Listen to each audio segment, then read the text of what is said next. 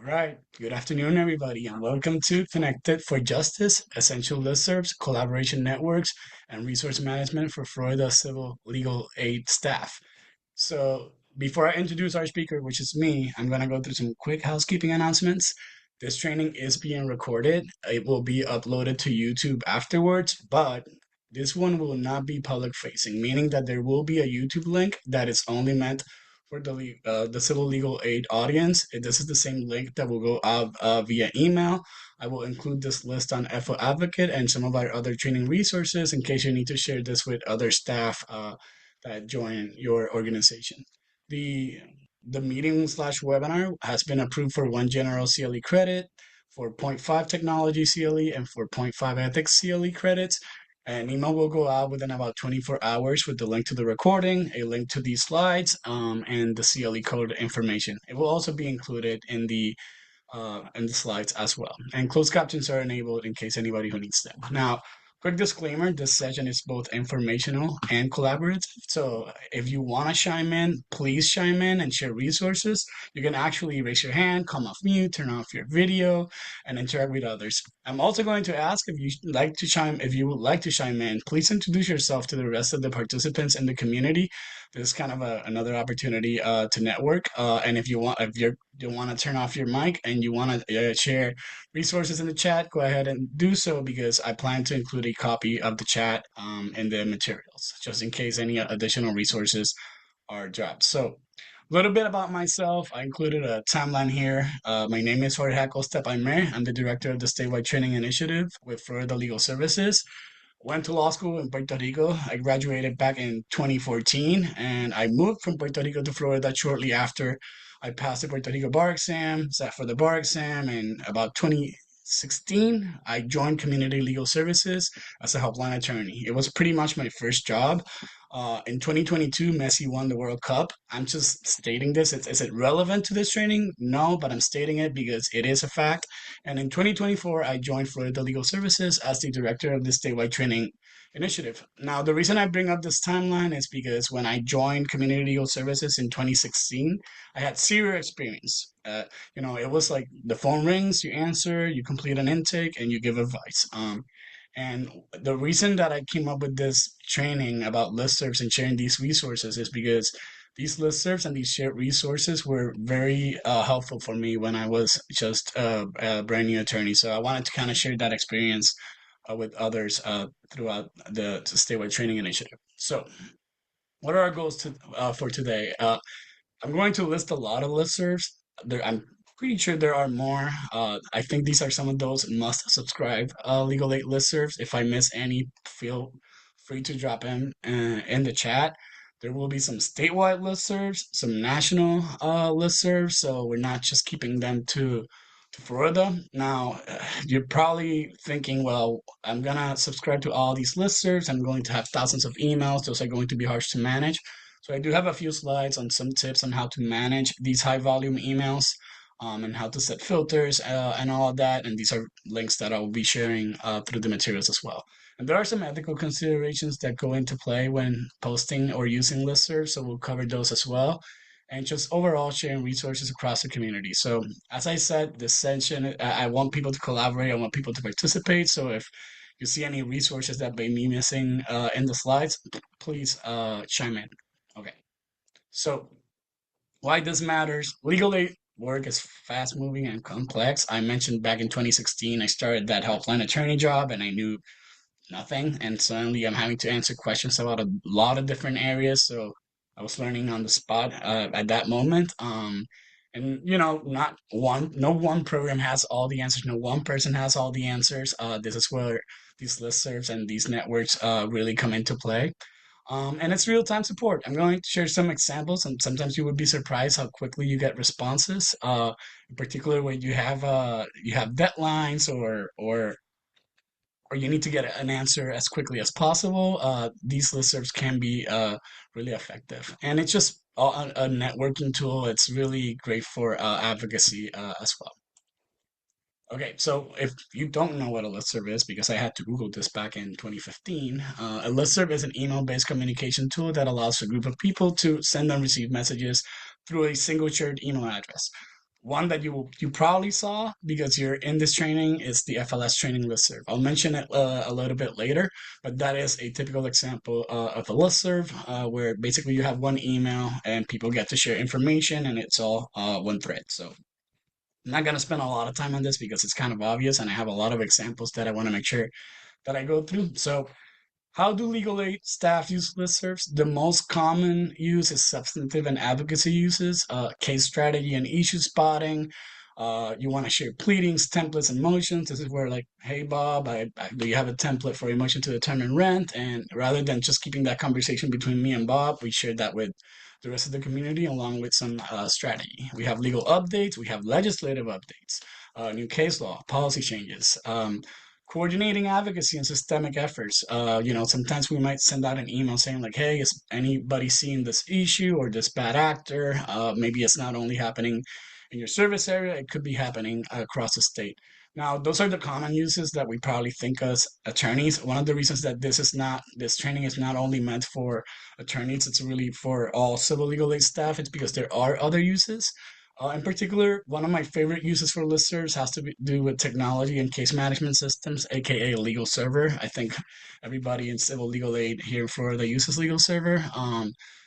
We all have different funders and we have compliance questions. So this could be, I don't think we use it as much, but this would be a great way to interact with other organizations and ask questions about data and grant compliance and just overall operational practices, whether it's outreach events or intake practices. It's a great way to share resources and best practices.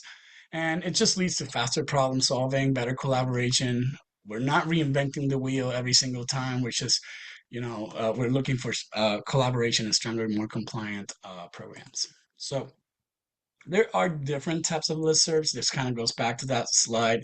Some listservs are going to be substantive based on subject matter areas such as housing, consumer, family, benefits, immigration. Sometimes, in addition to substantive areas, we are also looking at vulnerable populations, whether it's the elderly, domestic violence victims, or immigrants. We also see administrative listservs, leadership grants, operations. Sometimes these listservs are really kind of local, small groups. Maybe they're just internal.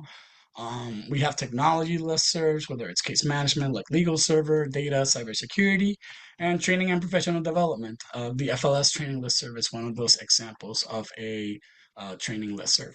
So what makes it valuable? These are kind of obvious, but active participation is really what makes a listserv valuable. And I will show you some examples. One key point that I'm gonna try to drive in again and again is don't be afraid to ask questions. I was that person back in 2016 where I was terrified of asking a question to a listserv because I felt like I would be like, ah, this is embarrassing. They're gonna know that I don't know. It might sound too basic. So I would suggest ask questions. If you don't want to ask the questions, feel free to use people like me as a way to ask those questions. I don't mind asking. That way we don't have to put certain names out there. What really also makes a list really valuable is timely responses. If I post a question about a client who's about to be evicted or I have a deadline and I don't get a timely response, like if somebody responds in 2 weeks, then that doesn't provide a lot of value. That's where a lot of the listeners that I will recommend are really reliable when it comes to timely responses. And one of the biggest takeaways is practical resources, templates in particular, whether it's pleadings, motions, strategies, etc. Now, a big one with listservs is it's really valuable if it's a trusted community. So we don't want to allow everybody into a specific listserv, in particular when we're discussing strategy. So there are different ways to control who can access these listservs and who can join the membership for these listservs. So a couple of listserv posting tips, and I will kind of come back to some of these towards the end. The subject line that really matters. Be clear and specific. Uh, we could receive thousands of emails through a listserv, and I'll show you a few examples. And having a subject line really helps you narrow down which emails you want to look at and which ones you want to address. If I put in the subject line question about housing versus question about a pending eviction for non-payment of rent, that makes a big difference. Or did not grant an RA, those details in the subject line really matters, and they help that email stand out of thousands of emails. So if you're too generic, the readers of the community might end up ignoring that email. So writing with purpose, having a brief summary, keeping it concise and easy to scan. If you write a really long email, maybe you will never nobody will ever actually read it. So keeping it concise and easy to scan is key. Using bold letters, headings can sometimes work. And stating what you're really looking for. I think providing helpful context in the sense that you're including relevant facts. You have to be mindful of confidentiality, but share what you've already tried. A lot of times you're asking a question, but it really helps. I think for the readers and the people that want to respond to be able to say like, hey, here's my question, here's my issue, here's what I think, here's what I tried, here's my deadline. I think that's all really helpful for that context. And sometimes closing the loop as far as like if you get a result, going back to the community and saying like, hey, I tried this and this is what happened. I think that also goes a big way when it comes to posting. So let's start talking about Florida Legal Aid statewide networks. These are mainly networks that are specific to Florida Civil Legal Aid. They're not meant for people outside of civil legal aid to try. So I'm going to focus on two types of listservs that we see here. We yeah, I don't know if you're familiar with probono.net, but that's typically the foadvocate.org type of listserv and membership. In that sense, members need to apply for FO Advocate. Typically, it's either Kathy Renewal or me that are approving people that join as members. Once you join as a member, you get added to a few listservs automatically, and you can subscribe to others. And those are the ones that are managed under FO Advocate. I have another complete slide on FO Advocate to talk a little bit about it. Another type of listserv are Google groups. There's no I can't really say which one is better than the other. They all serve different purposes. But some of our listservs and our working groups have been managed through Google Groups. So with Google Groups, even though you can have a kind of a subscribe type of element, it's a lot easier to have members to ask members like, hey, do you want to be added? Let me know, and I'll just send you an invite. If you have a Gmail or Google account, it's a lot easier. A lot of people have Outlook, so that makes it a little bit harder, but it doesn't mean that you cannot use one of these Google groups. So it does help if you have a Gmail or Google account because you can log in, and you can look at past archives. So that helps. And even though this is not technically a listserv, I'm going to mention a few organizations that I would recommend that you subscribe to, and specifically subscribe to their newsletter because they can be really informative. So let's talk about some of these examples. By the way, kind of going back, spoiler alert, I have an umbrella there, and it's because a lot of the Florida groups, we refer to them as umbrella groups. So that's why I have that little umbrella there. And I guess we can start talking about some of these umbrella groups right now. So these are some of the most active listservs that we currently have. You are probably familiar with a few of them. We have the FLS training one, which is basically me sending emails to the training community. That one is managed through foadvocate.org. I did this on purpose in this list because you will see how some of these are managed through Google and some of these are managed through FO Advocate. They look a little bit different. When you reply, it's a little bit different. And how you join these can be a little bit different of a process. So I figured let me use this example to kind of distinguish some of these listservs that are out there. So Disaster Umbrella Group, or otherwise known as DUG. We have the Housing Umbrella Group, otherwise known as HUG. We have the Consumer Protection Union, CPU, formerly known as CUG, CUEG, the Consumer Umbrella Group. We have the Florida Health Law Listserv, the Children's Legal Services Listserv, and the Veterans Listserv. Now, funny enough, as I was preparing this presentation, I actually noticed that I wasn't subscribed to the Children's Legal Services Listserv, and I may have been missing out on a lot of great resources. So now I'm finally part of that listserv, and I can see those emails as well. So some other listservs that do exist but are not very active. One of them that is to me very surprising because it's one of the areas of law that will probably cover about 50% of the work that civil legal aids do is the family law umbrella group. Yes, it does exist. And the last discussion I checked, and even though there was like one random email sent in 2021, the last real active discussion was in March 6th, 2020.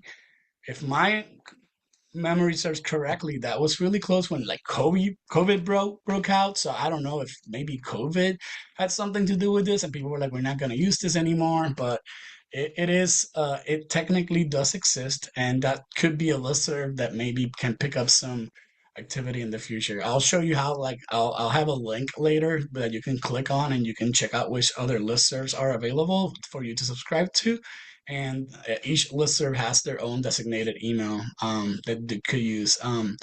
Another listserv that's out there, maybe there are other listservs that do exist that cover education issues, and I know there are some groups that include both private attorneys and civil legal attorneys, but we technically do have an education issues listserv through foadvocate.org. And if anybody knows any other resources, please drop them in the chat. I'm pretty sure this is it's a conspiracy theory, but I think there is a Jeff umbrella group because we have a lot of Jeffs in civil legal aid. So I'm pretty sure there's one out there. I don't know where it is. And if there are other listservs that I'm missing out of all these that I have mentioned, I'm going to feature a few of them in the next few slides to talk about them. But if I'm missing any listservs that are Florida specific, feel free to come off mute or drop them in the chat because the idea is to share these resources with others. So I will have a few more that I will add on. So as I go along, feel free to drop them in the chat. So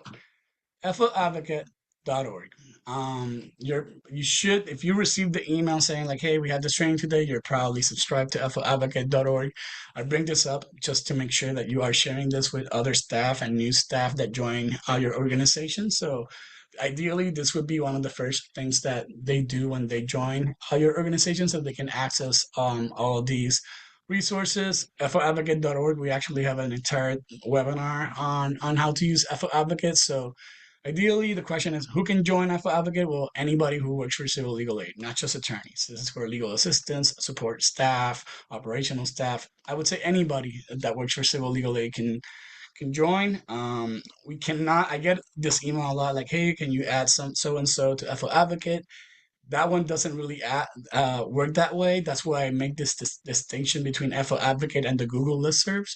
For FO Advocate, people need to sign up, and those are the instructions. These are all. I usually email this blurb to people, and as soon as I get that, I check the site and I see that somebody applied. I just pretty much quickly approve it as long as they have a civil legal aid email. And usually I try to approve it as quickly as possible. I know Kathy Renewal looks at these applications as well. So if for whatever reason we don't approve it really quickly, feel free to email us. And we'll make sure to get it that we get it approved. So I may be missing. Yeah, no, here it is. So once you are approved, you will automatically be joined to two specific listservs. We have the FLS training listserv and we have the disaster umbrella group listserv. You can actually unsubscribe from those listservs whenever you get an email. You will see at the bottom that you can unsubscribe from that specific work group. In your FO Advocate foadvocate.org settings, you can also change the frequency if you want to get it like as a digest. You can also do that as well. So in foadvocate.org, you can subscribe to other listservs. There are some listservs, as I mentioned, that are obsolete. I'm trying to add more and more information to the site. You will see throughout the presentation, the underlined words are links. So when you click on it, when you have the copy, you're going to be able to access um, all of these resources. On foadvocate.org, we do have libraries. My disclaimer is that they are outdated. Nobody has really gone in and updated or maintained those resources, but you might find some good resources that are relevant to your work out there. And there is a calendar where we include all the upcoming CLEs, and we also include a lot of these meetings, whether they are the DUG meetings or the HUG meetings. You can find those in there as well if you prefer to doing that manually over going through just having to rely solely on emails. So let's talk about some of these listservs. We have the FLS training listserv, and that's the email address. I know in the past some people would reply automatically, and what would happen is it would reply to not only to me, even though it looks like the email was coming from me, it would reply to everybody else. So whenever you reply to the a listserv, make sure you're paying attention to who you're replying to, because it's possible that your reply was only intended for one person rather than the entire listserv. But sometimes, that reply actually it's better off if it goes through everybody else, because maybe we're sharing great resources. So here with this training listserv, it's funny because technically anybody that's a member of advocate.org could actually send an email to that FLS training listserv. Some people prefer to share their resources with me. I don't mind at all, and I just share those as an email blast. What I typically do is I try to send out weekly emails. Sometimes I may end up sending more than one a day. And those weekly emails will include a list of the trainings that are hosted by FLS. And I will also send out separate emails for trainings that are not necessarily hosted by FLS, but they could be relevant to the work that you do. So one question that I get a lot is, how do I find trainings? And under fladvocate.org, I have an entire page. That's the URL, and it's clickable as a link, where you can find all of these. Not only the upcoming trainings. When you open those little arrows, it will show you a list of the upcoming trainings. You can find all the past trainings in there, and if you need special credits, whether it's professionalism, credit, technology, mental health, there is also a window where you can find all of those bundled in there with some tips on, hey, if you need to comply with your CLE credits, here's where you can find everything that you need all in one place. So that's out there, just in case you didn't know it existed. Now, in addition to a lot of the FLS trainings that we put together, I also try to share other free webinars or trainings. Some of you actually email me like, hey, I found this great training opportunity. I'm like, awesome, that's awesome. I can share that with the training community. I will find every now and then scholarship opportunities or low cost trainings. And some recent examples are trainings from other legal aid organizations. LSNF just hosted the Disaster Collaboration Conference. It was amazing. It was down in Orlando, up in Orlando. It was amazing, and I was one of the attendees. Kathy and the team did a great job, and this is an example of a conference that is not hosted by FLS, by the FLS Training Initiative, but it's a great conference to attend, and it's a great resource to have. I made sure to promote it through the FLS Training channel. Another conference that we had recently was now I'm thinking about it, it wasn't 2026, it was probably 2025, but it was the Florida Party Health Law Conference. Our friends from Florida Health Justice Project did an amazing job. I actually added a link here where you can find the resources for that conference, and there are instructions on how to find the recordings and the materials after the fact. And recently in April, we had Fair Housing Month. We had a lot of organizations host Fair Housing Month events. Um, and we promoted those through the FLS statewide training listserv. The reason I bring this up is that if any of your organizations have that sort of event that you would like me to promote and use the FLS training listserv, please send those over. I love promoting those and sharing those resources with everybody else. So if you do have those events, don't hesitate to reach out, and I'll make sure that I share these through the listserv. Now, another listserv that is really active, I mentioned it already, but it's the Florida Disaster Umbrella Group listserv, and I guess we could call it the group. That's the listserv email. You will see how it's pretty active. The point of contact is Kathy with Legal Services of North Florida. And it's a great resource, particularly as we prepare for disasters. They have a recurring meeting, as I believe it's the fourth Monday at 3 p.m. I think the next one might actually be that Monday is a holiday, so it's Memorial Day, so we'll probably be pushed to a Tuesday, but that's a great meeting to have. Even if you don't normally do disaster work, it's a great meeting to join and network and kind of get to know some people that you will probably reach out to if you're hit by a disaster. So they actually also have a practice area page under FO Advocate, similar to what we did with FLS training. Kathy has organized a lot of resources under that tab as well. Now, another really active group is the Housing Umbrella Group, otherwise known as HUG. This group was founded back in the 80s. I am currently one of the co-chairs of the Housing Umbrella Group. Sean Rowley with LSCMI is the other co-chair. This is meant for civil legal aid advocates only. We don't let outsiders join this group. To join this one, since it's a Google group, basically you email me and you say like, "Hey, I want to join." And once you have a membership, you can actually find our past emails and our conversations. If you are a Google or Gmail user, we have a listserv email, and we meet monthly Thursdays at 10:30. Usually that meeting will probably go 1 hour and a half. Sometimes it's a little bit shorter. And I don't know if Sean was able to make it here today, but I wanted to kind of give everybody a shout out that of a recent project that Hug worked on. In particular, Sean, Lori, Adam, Jeff Hiddleman, and Melanie, they worked on drafting these comments on the 30-day rule for non-payment of rent. And this is just a way to show collaboration and how different legal aids come together to work on these type of impactful projects. A recent work group that was created is the Consumer Protection Union, also known as CPU. This is basically the new version of the old Florida Consumer Umbrella Group, or I guess we went away from the umbrella group with this designation here. This is basically the consumer version of Hug. Sometimes there's a lot of overlap. We have a listserv which is starting to grow. If anybody does consumer work, I'm encouraging them to email me or Kevin so we can actually add them to the group. We've seen some great conversations in that group and identifying some trends and some bad actors. We were meeting monthly. I need to kind of work on setting that meeting up again, so I'll probably email the listserv to start asking for ideal dates for us to set up a recurring meeting.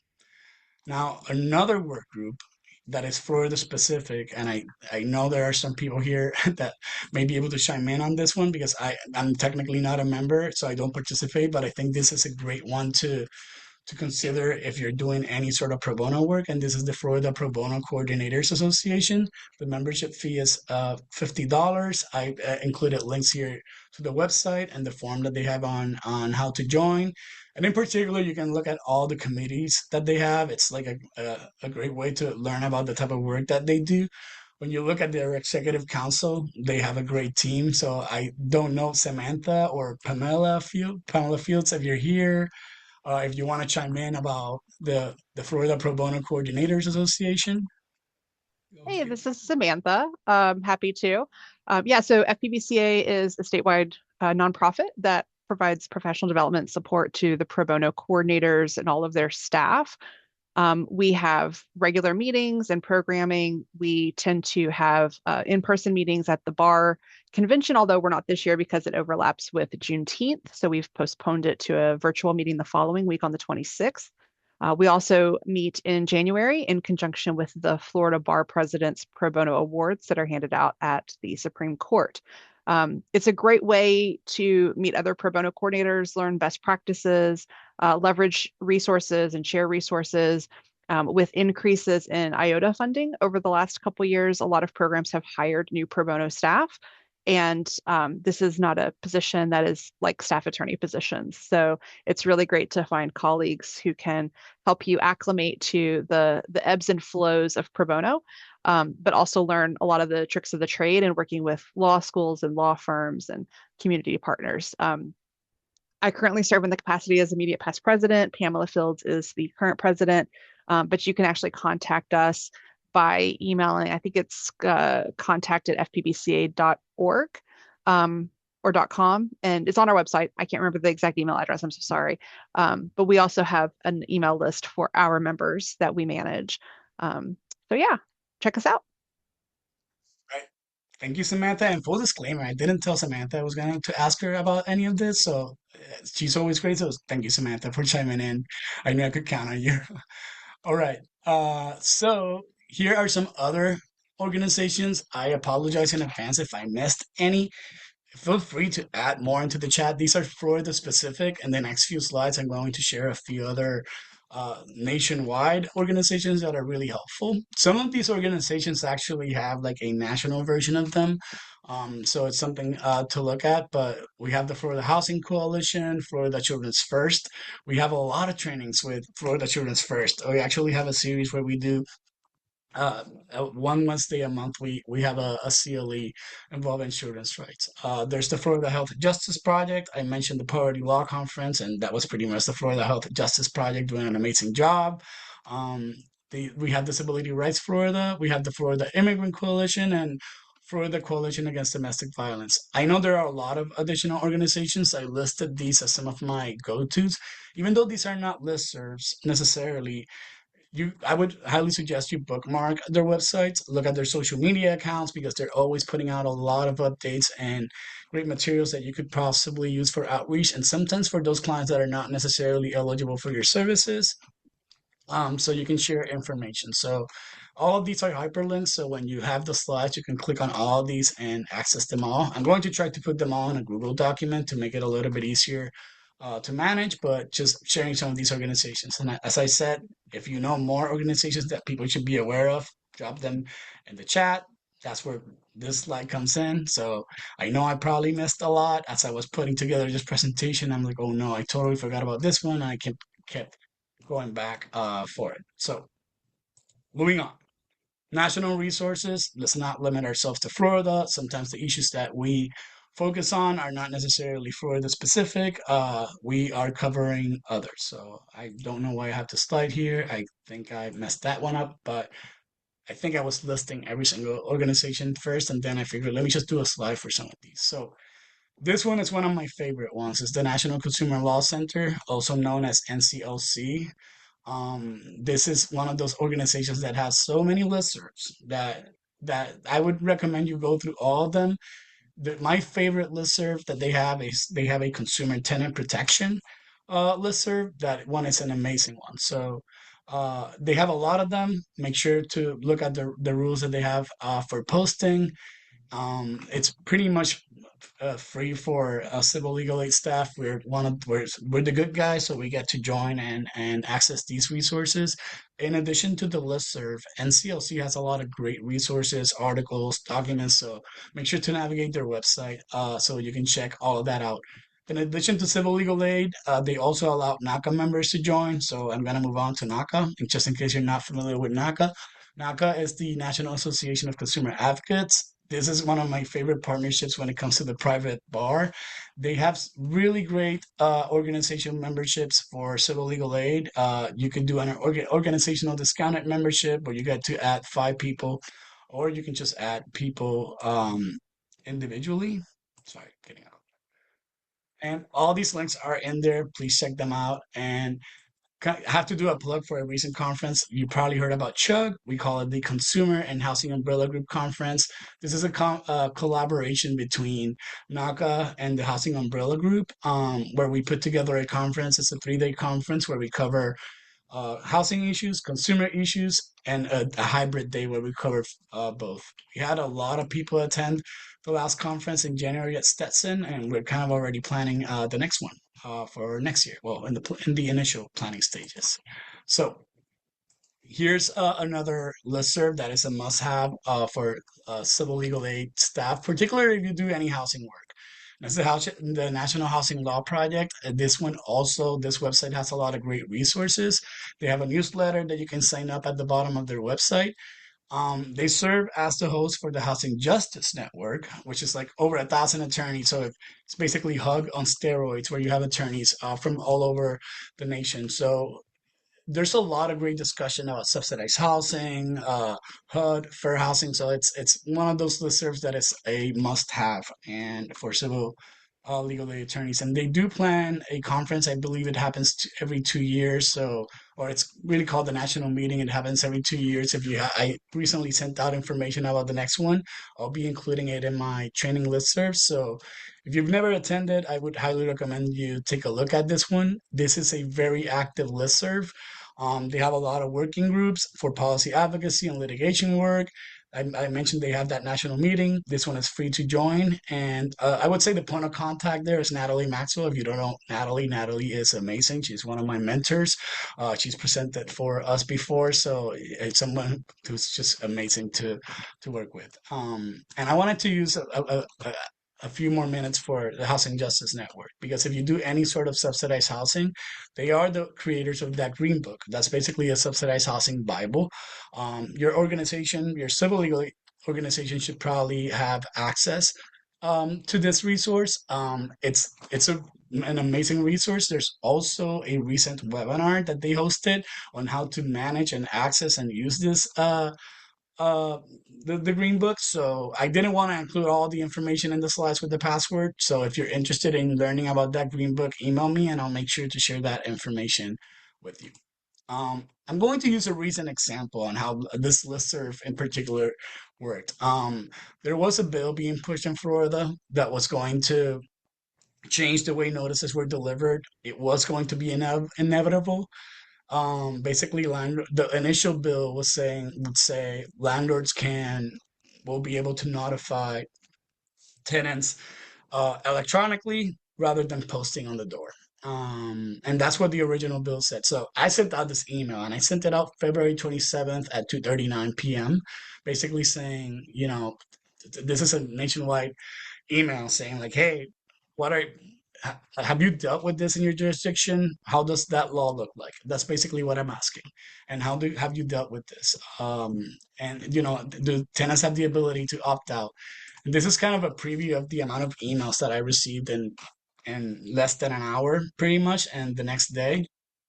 And it basically, a lot of people from other states replied with, here's what we have, and that information, we were able to share it. And it actually had a really big impact on the final bill that we had. And it was basically, as I said earlier, why reinvent the wheel? Let's look at what others are doing. And this is one of those purposes that listservs have, just asking what are others doing. So maybe if they are doing something well, maybe we can recreate it.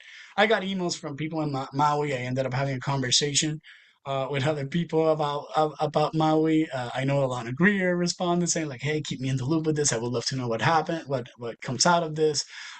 So this is the type of information that you can get out of listservs. And in this specific scenario, I actually shared kind of the final results with the Housing Umbrella Group, and we ended up with a bill that, even though it wasn't the perfect bill, they did incorporate some of these clauses that were incorporated in other states. So these are some examples of substantive listservs.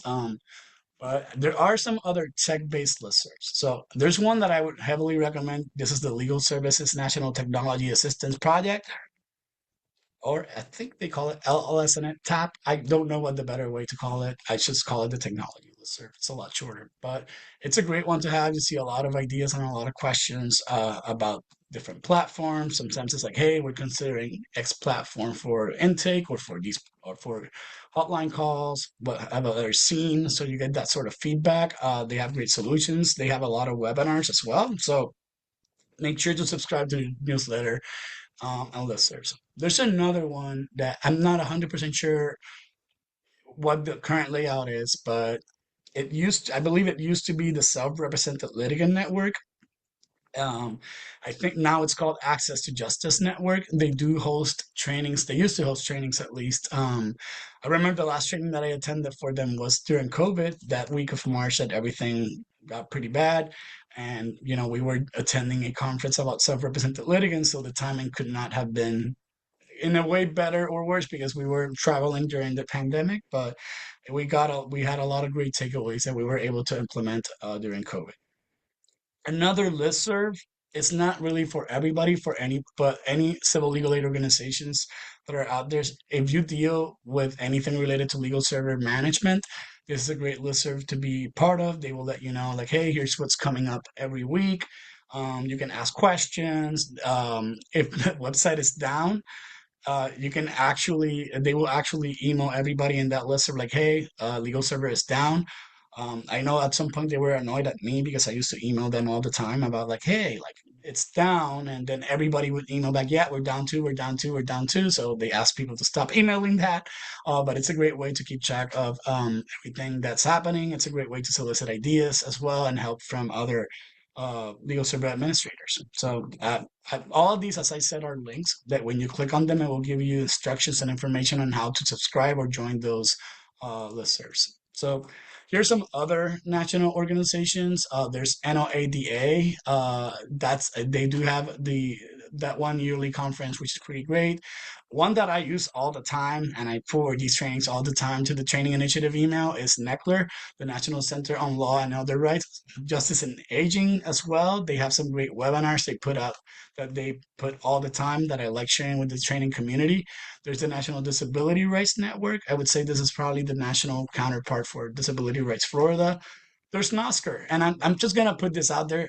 If anybody knows what NOSCR means, drop it in the chat. I know it's about Social Security. I never know what the acronym means, but this is the organization that I would refer people to when they needed help with an initial application with Social Security. It's like a referral system. So there's the National Low Income Housing Coalition. I'm pretty sure I got that one right. National Immigration Law Center and American Immigration Council. Those immigration organizations are great to have access to because in this particular climate, a lot of things are coming up. Sometimes maybe you're LSC funded and you don't have the ability to necessarily serve some of these communities. It's a great resource to have that you can use for education or referrals. And if I missed any other organizations, as I said, drop them in the chat. Speaking of, Susan added a program earlier for Florida Community Development Legal Project. I was not familiar with that one, so I'll add it to the list. Susan, thanks for sharing. Lynn, how are you, Lynn? Lynn shared here the National Health Law Program. I knew I was missing one, so I'm glad you shared that one. National Health Law Program, so Samantha Howell has the correct answer for NOSCR. National Organization of Social Security Claimants Representatives. I still remember when I was a brand new helpline attorney and they told me to refer somebody to NOSCR. I'm like NASCAR, like the racing cars. Like I had no idea what they were talking about. Um, but there's also the National Association of Pro Bono Professionals. I did not know about that one. I'll keep adding to the list. So, and Samantha mentioned there are some affinity groups too. I know in addition to a lot of these organizations, there are also voluntary bar associations, some national, some statewide, some local ones. That's probably going to be another webinar that we will come up with that we will be hosting on different committees and other affinity groups as well. So if you want to share any of these, feel free to email them to me. I plan to put all these together in like one document, so they're a little bit easier to track and for people to add some of these ideas. So now we've subscribed to dozens of listservs, and now you're getting thousands of emails a day, and you're annoyed at me. So this is an example of how my inbox currently looks like. I rely a lot on unread emails to kind of look at what I should go into. And you will see how I have one for legal server, 159 unread, the legal services technology one, 61, NCLC, over 1400 unread emails. They're not really unread. I actually go through all these and I'm looking at the subject line specifically to kind of track down which ones are relevant to the work that I'm doing. And then when I have time, I go in and I kind of clean up a lot of these. So this is why I mentioned earlier that subject line can be really helpful, and it's a great way to manage. Now, I do have two slides, one for Outlook, one for Google or Gmail users, just in case you use different ones. But the best way to probably manage these is to create folders. You can name it by topic or by listserv, as you saw there, where I had one for NCLC. NCLC has a lot of affinity groups, so that's probably what I have, or 1,400 emails from them. Then you can set up rules in your email that if an email comes from one specific sender, they go out to a different folder. Um, and you can have it skip your regular inbox. That way you don't have thousands of unread emails and a lot of clutter. So you can also flag some of them based on priority. I included a link here on the how-to from Microsoft. Some of these how-tos can sometimes be obsolete, so probably Googling how to do it is the best way to do it. I find that whether I'm dealing with Outlook or Gmail, it's when I have an email, you will see how they come with little brackets that identify the listserv. That's usually what I use as that filter or as that label to say, okay, redirect this to this folder. Be mindful of what you use to redirect because it could be, if you're using a common term, or it needs to be exactly something. I had it happen with FCRA. I use FCRA as the what determinant to go to a folder, and I was missing a lot of emails because FCRA was coming up in a lot of emails. They were all going to a different folder. So with Gmail, I find it a little bit easier to do with Gmail. It's really similar as far as the process. Typically, you want to create the label or that folder first. Gmail calls those labels. So you want to create those labels first, and then you start using the filters to label them and organize the emails. You can have them skip the inbox or just go directly to the folder, or you can still have them go to your inbox and to your special folder. So I added the link here on the instructions on how to do that on Google. So ethics and supervision. I know there are some ethics component here when it comes to listservs. Ideally, it's protecting client confidentiality. You don't want to overshare. I think the key point is identifying information. You can use a hypo, redact facts. Just make sure you don't make it too obvious. There's one example that probably doesn't apply to civil legal aid, but if you're a firm that has that one client, that one big client, and you only serve that, or you're in-house counsel, it might be too obvious who you're asking questions about. That doesn't apply to us really, but it's one of those examples where you don't want to make it too obvious when you post on these listservs. Obviously, tone and professionalism go a long way, and you might want to, if you're a supervisor, you might want to be on these listservs. You might see what staff are posting. I'm not big on micromanagement, but it's kind of a great way to also know what your staff are doing, what type of questions they're asking, because sometimes some questions could go through your supervisor first. Now, I did find some ABA opinions and even a Throw the Bar article on this topic. I would suggest you read it because it really breaks down and summarizes the ethical aspect of posting on these listservs. And this is actually a 2024 formal opinion. I think John Martino actually shared this. So, John, if you're here, thank you for sharing this. And it's about confidentiality obligations of lawyers posting to listservs. Here's the rule from the ABA, the part that I highlighted in red, it basically means it's the exception. It's you shouldn't post without the client's informed consent. If there is a reasonable likelihood that the lawyer's question or comments will disclose information related to the representation that would allow a reader then or later to infer the identity of the lawyer's client or the situation involved. So I think that kind of explains itself. Just don't make it too obvious of who your client is and you're not disclosing. So it's really based on identifying the confidential information. So the rule comments are found both. If you look at both comments from the ABA model rules and for the bar rules, they have the similar statements about authorized disclosures, except to the extent that the client's instruction or special circumstances limit that authority. A lawyer is simply authorized to make disclosures about a client when appropriate in carrying out the representation. So there's a lot of wiggle room, I believe. Um, and in Florida, in particular, with Rule 4-1.6C1, a lawyer may reveal confidential information to the extent the lawyer reasonably believes necessary to serve the client's interests, unless it is information the client specifically requires not to be disclosed. So this goes a little bit farther than that ABA model rule. I think key takeaway here when it comes to ethics, just don't make it too obvious. Also keep in mind that sometimes you're sharing a public record, so maybe there's already a pending case that is can be accessed by anybody, so that may not be as big of a deal. One thing that I didn't really add here though is sometimes we want to share results. If you have a settlement agreement with a non-disclosure clause, keep that in mind too, because you might be accidentally failing to comply with that in the terms of the agreement. So, kind of some key takeaways, and I'll open it up for discussion. To me, the key takeaway here is you're not alone. Sometimes you will like, oh my God, they're going through the same thing. They have the same questions, whether it is a substantive question like a motion to determine rent issue, or it could be a problem with legal server with some income guidelines not necessarily working, or some tech ideas, or some funding questions. these you're not alone. You're not facing these. Sometimes asking other people outside of your organization is the way to go. It's a great way to stay connected, at least to stronger advocacy. Me personally, I've grown a lot through these listservs, and I met and connected with a lot of people through these listservs.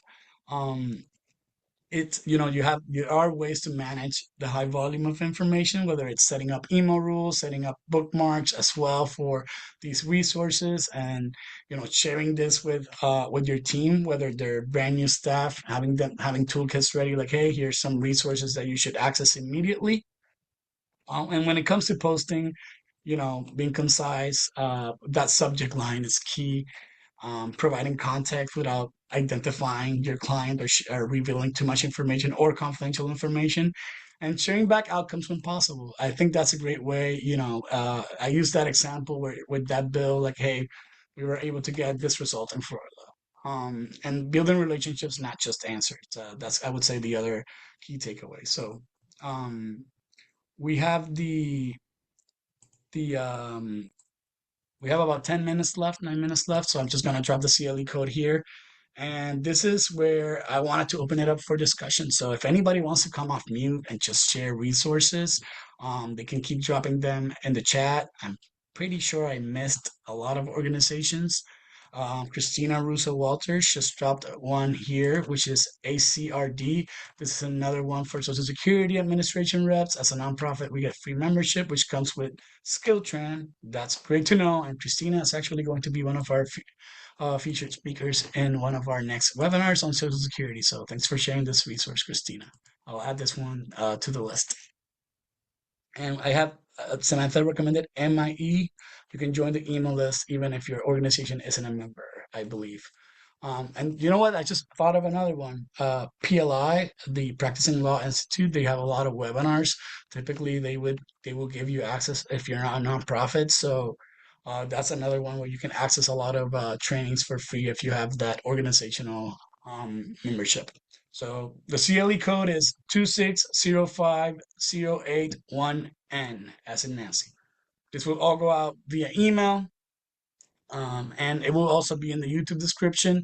As I said with YouTube, this one will be a link. I will keep that link. I will have it on Info Advocate, but you can share it with others if you want. If you have a new staff member that you want to have them learn about listservs, you're going to be able to share this YouTube link along with the link to the material, so they have everything in one place. So I'm going to go ahead and stop sharing my screen. If anybody has anything else to add or questions about listservs, if you want to reach out privately at some point and you're like, hey, help me figure out these filters, I'm happy to help you out. I'm not the techiest person in the world, but I feel like I can probably learn more about how to set some of these. I used to do it with Outlook. I don't remember how to do it, but it's probably I can probably get back to it. So let's check the chat. Oh, the CLE number. I'll repeat it again and I'll drop it into the chat. So it's 2605081N, as in Nancy. So drop it here in the chat. All right. So we are almost right at time. We have a few minutes to spare, but if we don't have any additional topics or questions, you have about 5 minutes back of your time. So thank you everybody for joining us, and we'll see you at the next one.